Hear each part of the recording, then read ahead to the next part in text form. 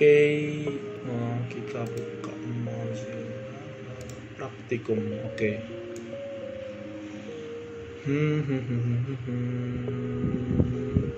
Ya. Oke. Assalamualaikum warahmatullahi wabarakatuh. Perkenalkan, nama saya Hilmi Al-Muhtadibillah, NIM 1905-12-04-033 dari kelas Teknik Informatika 2019A. Pada kesempatan kali ini saya akan membahas tentang DHCP server. Tujuan dari praktikum ini yaitu yang pertama memahami fungsi DHCP server dan klien, yang kedua mensimulasikan DHCP server dan klien dengan Cisco Packet Tracer. Pertama-tama kita baca dulu di sini pengertian dari DHCP. DHCP sendiri merupakan singkatan dari Dynamic Configuration Protocol. Adalah layanan yang secara otomatis memberikan nomor IP kepada komputer yang memintanya. Komputer yang memberikan nomor IP disebut DHCP server, sedangkan komputer yang meminta nomor IP disebut sebagai DHCP client. Nah, jadi ini sebenarnya minimal terdapat dua device. Yang pertama yaitu sebagai server dan yang kedua yaitu sebagai client. Dengan demikian, administrator tidak perlu lagi harus memberikan nomor IP secara manual pada saat konfigurasi TCP/IP. Tapi cukup dengan memberikan referensi kepada DHCP server pada saat kedua DHCP client dihidupkan, maka komputer tersebut melakukan request DHCP server untuk meminta nomor IP. Oh, ini berarti kita simulasikan bahwa terdapat dua klien. Ini klien yang pertama dan ini merupakan klien yang kedua. Nah, saat DHCP klien ini dihidupkan, saat klien ini dihidupkan device-nya, maka dia akan meminta request ke DHCP server. Lalu DHCP server akan memberikan IP yang diminta oleh klien tersebut. Ini DHCP menjawab dengan memberikan nomor IP yang ada di database DHCP.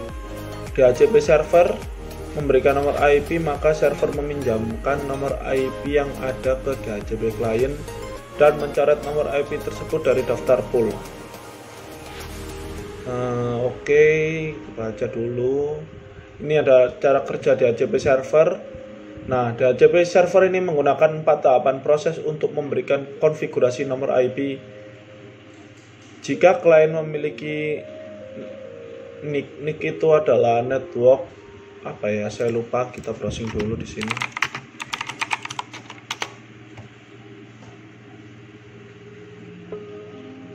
Nah, ini dia, NIC adalah network interface card, yaitu kartu untuk jaringan, sebuah device untuk jaringan. Ini sepertinya nempel di motherboard komputer kita. Ya, kita lanjut. Jika klien memiliki NIC lebih dari 1 dan perlu nomor IP lebih dari 1, maka proses DHCP dijalankan untuk setiap adaptor secara sendiri-sendiri.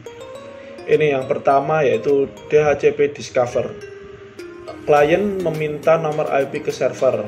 Itu tahapan tersebut namanya DHCP discover. Tahapan selanjutnya DHCP offer, yaitu DHCP server yang mempunyai nomor IP memberikan penawaran ke klien tersebut. Selanjutnya DHCP request.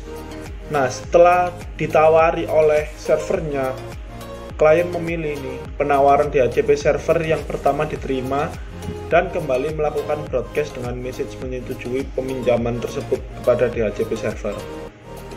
Selanjutnya ada DHCP acknowledgement, yaitu DHCP server yang menang memberikan jawaban atas pesan tersebut berupa konfirmasi nomor IP dan informasi lain kepada klien dengan sebuah acknowledgement atau pengetahuan.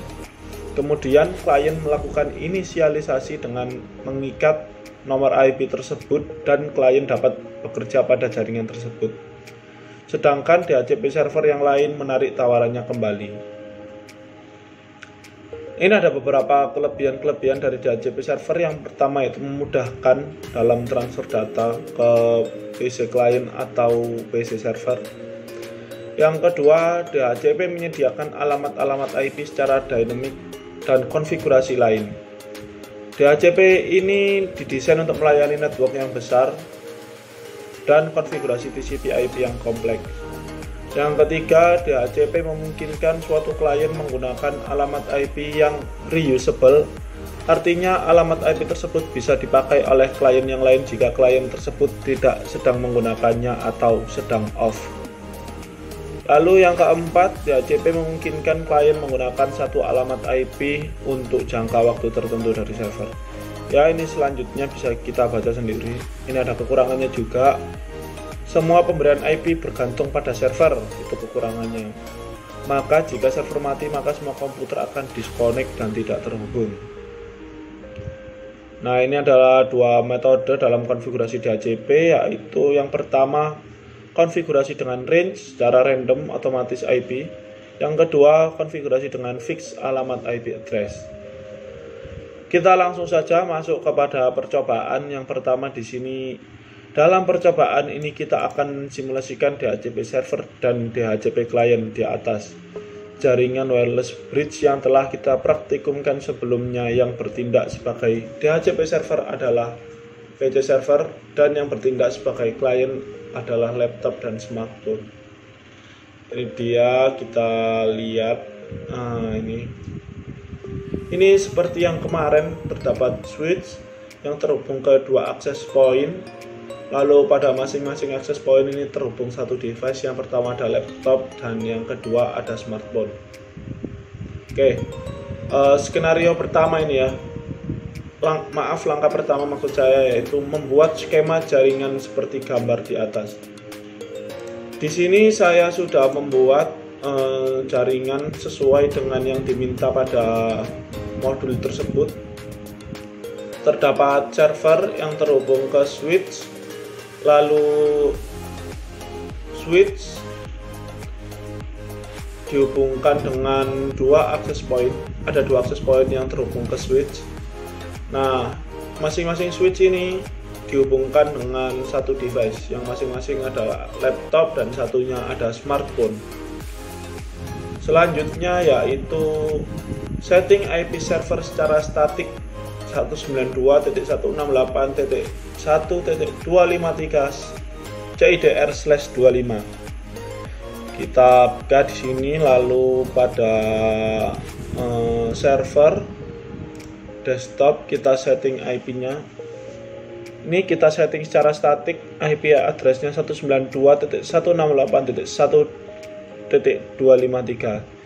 CIDR-nya /25, yaitu subnet mask-nya 255.255.255.128. Lalu di sini juga ada gateway dan DNS servernya 33.33.33.1. Oke, kita close. Selanjutnya aktifkan DHCP server dengan konfigurasi seperti gambar berikut. Oke, server, kita masuk ke service, lalu DHCP kita on kan. Di sini sudah on. Lalu ini gateway-nya yang tadi. Ini DNS servernya 33.33.33.1. Selanjutnya di sini adalah start IP address-nya. Nah, start IP address ini untuk apa sih? Nanti jadikan DHCP server ini memberikan IP, ada metode yang secara acak tadi kan. Nah, di sini ini startnya di 1.128 ya kan. Jadi nanti jika kita merequest alamat IP dari DHCP server, kita bisa saja diberikan 128, bisa diberikan 129 sampai batas akhirnya yaitu kan 255. Namun jika kita mengubah start IP address-nya misal menjadi 144 misal, lalu kita save. Nah, ini nanti startnya akan di 144. Ntar kita luaskan. Nah, ini dia, kelihatan kan, startnya di 144. Oke, kita save sudah, kita close, kita lihat lagi. Oh, tadi dia aja. Oke, sudah. Oh, baik, selanjutnya yaitu aktifkan laptop dengan menggunakan DHCP client dan pastikan sudah mendapatkan IP dari DHCP server. Nah, di sini kita asumsikan seperti praktikum sebelumnya bahwa pada jaringan wireless ini sudah terhubung dengan access point. Ini laptopnya juga sudah saya hubungkan. Kita lihat di sini wireless 0. Ini sudah saya hubungkan dengan access point 1. Ini ke SSID-nya WiFi 1, lalu passwordnya 1-8.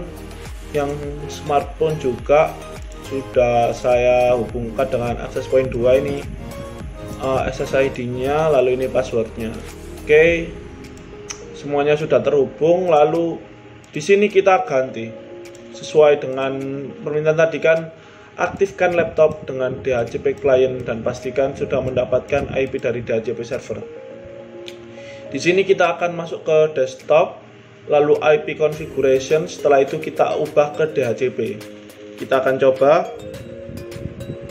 Nah, ini dia. Ntar ini kita close dulu. Laptop, lalu ke desktop, IP configuration, lalu kita pilih DHCP. Kita lihat. Nah, ini DHCP request successful. Nah, ini dia mendapatkan IP 192.168.1.144. Kenapa ini nggak mulainya di 128 atau 129? Karena tadi saya men-setting DHCP servernya ini bisa kita lihat. Nah, ini start IP address-nya itu ada di 144, teman-teman. Jadi tidak mungkin sebelumnya 144 ini tidak mungkin seperti 130, 131 atau berapapun. Karena start apa tadi namanya? Start IP address-nya itu di 144. Baik, sudah mendapatkan. Lalu yang di selanjutnya itu di smartphone sama juga. Ke desktop, maaf, lalu IP configuration kita ubah ke DHCP. Desktop IP configuration kita ubah ke DHCP. Bismillahirrahmanirrahim. Request. Nah, successful. Ini sudah mendapatkan IP address 192.168.1.145, subnet masknya benar, default gateway-nya juga benar, DNS servernya benar. Kita lihat di sini juga apakah sudah. Nah, ternyata sudah.